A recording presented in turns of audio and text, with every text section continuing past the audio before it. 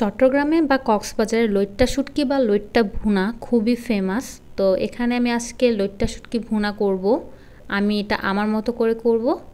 তো এখানে আমি লইট্টা শুটকিগুলো কেটে তারপর এখন তেলে নিব বা ভেজে নিব।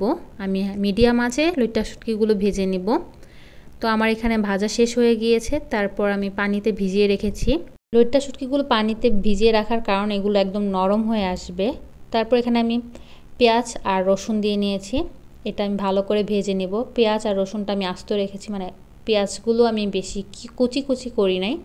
এটা আমার ভাজা শেষ হয়ে আসছে, রসুনের পরিমাণ একটু বেশি দিলে ভালো লাগে। তো আমি এখানে লবণ আর রসুন বাটা আর একটু মিক্সড করি। তো ভালো করে ভাজা শেষ হয়ে আসলে আমি কাঁচামরিচ দিয়ে দিব।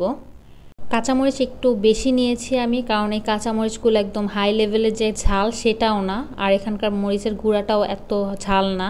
ভর্তা কিংবা শুটকি ভুনা যেটাই হোক না কেন, যদি ঝাল না হয় তাহলে আমি মনে করি খেয়ে কোনো মজাই নেই। হলুদের গুঁড়া আর আমি মরিচের গুঁড়া দিয়ে তারপর পানি দিয়ে আমি কিছুক্ষণ কষিয়ে নেব। মশলা কষাতে দিয়ে আমি আবার শুটকিগুলো ভালো করে ধুয়ে ভালো করে যতবার পারা যায় ধুয়ে নিয়েছি।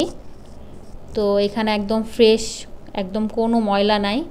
এখন মেইন কাজ হচ্ছে আমি যেটা করে থাকি, সবাই তো ধুয়ে জাস্ট দিয়ে দেয়, বাট আমার হচ্ছে এখানে যে মাঝখানে যে কাঁটাটা আছে সেটা আমি ফেলে দিই।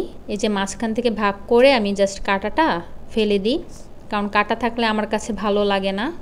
আমার কাছে ফেলে দেওয়ার পর ভুনা করলে আমার কাছে খুব ভালো লাগে। সবাই কিন্তু এটা করে না, এটা করতে একটু ঝামেলার মনে হয়, যে একটা একটা করে যে কাঁটা ছাড়াতে হয়, এটা কিন্তু একটু ঝামেলার ধৈর্যের কাজ। তো আমি অল্প নিয়েছি, আমি বেশি নিলে এটা একটু খুব কষ্ট হয়ে যায় কাজটা করতে। তো আমি তাই যখনই রান্না করি তো পরিমাণটা অল্প নেই। তো আমি এক এক করে সবগুলো কাঁটা আমি একদম ফেলে দিই। কাটা ছাড়িয়ে নেওয়ার পর আমি আবার ভালো করে ধুয়ে নিয়েছি এখানে। এখন আমি যে কষানো মশলাটা আছে সেটাতে আমি দিয়ে নিব। ভালোভাবে মশলাটা কষানো হয়ে গিয়েছে, একদম পেঁয়াজগুলোও কিন্তু গলে গিয়েছে। তো এখন আমি ভালোভাবে এটাকে রান্না করব কিছুক্ষণ, মানে কষাবো। মাংস যেভাবে কষায় সেভাবে আমি ভালো করে কষাবো।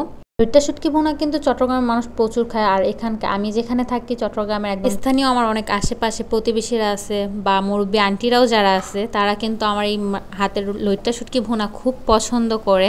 আর আমার হাতের ভর্তা হলে তো কোনো কথাই নাই, কারণ আমার হাতের ভর্তা বা এই লইট্টা শুটকি ভুনার একদম টেস্ট আলাদা। অবশ্য আমার হাতের সব রান্নাই মজা, এটা অবশ্য আন্টিরা বলে। আমি অবশ্য মুরব্বীদের থেকে একটু বেশি দূরেই থাকি, কারণ কখন না জানি কোনো খুঁতটা ধরে ফেলে। অবশ্য যাই হোক, আমি যেখানেই থাকি না কেন কখনোই আমার এই রান্নার কোনো ভুল আজ অবধি কেউ ধরতে পারে নাই।